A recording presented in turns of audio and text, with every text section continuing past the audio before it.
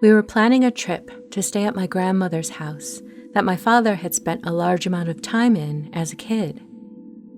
Dad managed to drive 17 hours straight to make the visit happen. Understandably, he was tired after the drive. My siblings and I all started to tuck in for the night, and my father checked in on us before going to bed himself. As he was talking, he stopped himself and pointed to the large mirror in the room and told us to cover it or, quote, "You'll have nightmares." Now, nightmares from a mirror of all things sounded a little fun to me, but my brothers, who were also sleeping in the same room, asked me to cover it. So I did. The next day, I asked my dad about the mirror, and he said ghosts use it as an entryway. A week later, I brought it up with my grandmother, and she scoffed, saying, "Oh, this house isn't haunted." I agreed, but I told her that the reason I brought it up was because my dad told me to cover the mirror.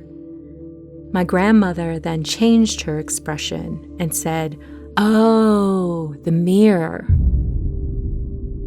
Apparently, that mirror came from her grandmother.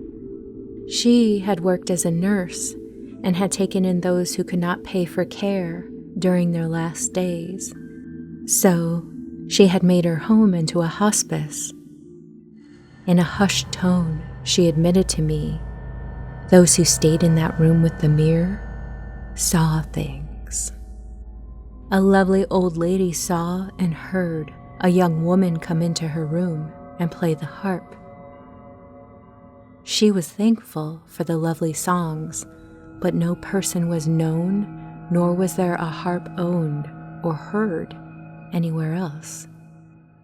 A young boy found an older boy who played games with him and had remarked that he really knew his games. Lastly, a terrible woman who argued and had issues with everyone daily had a visitation, and her own words were that the devil had spat fire at her. She had even called the police and tried to accuse my grandmother of trying to kill her with the devil. My mother also claims to have seen the same young lady who played the harp, and my grandfather admitted once had seen, quote, "that devil guy."